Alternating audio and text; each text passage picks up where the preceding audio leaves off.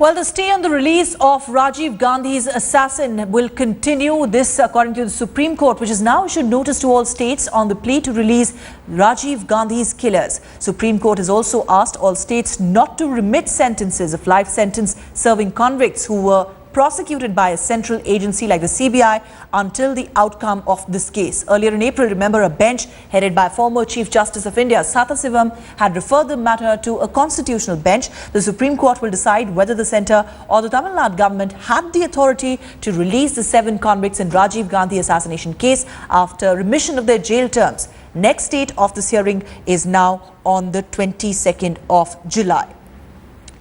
Well, Jaskirat Singh Baba is joining us on the phone line. Jaskirat, just explain to us what exactly has the Supreme Court done today, because the remission of sentence by Jayalalitha government had created a massive storm, considering it was a central agency that had investigated the case and the state government which had remitted the sentence.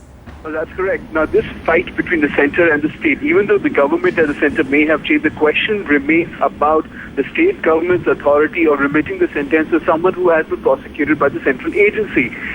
Today what has happened is that the Constitution bench of 5 judges headed by Chief Justice Lodha for the very first time took up this matter after it was referred to the Constitution bench on the 25th of April.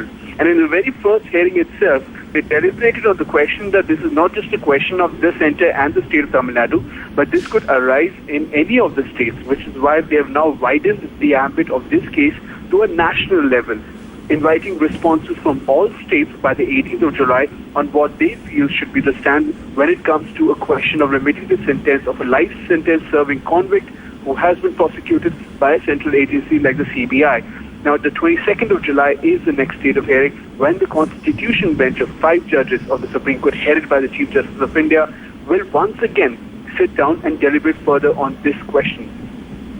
Jaskirat Singh Baba, thanks very much for joining us. In the meantime, Supreme Court has asked all the states not to remit sentences, the life sentences, to convicts who have been prosecuted by central agencies. Next date of hearing is on the 22nd of this month.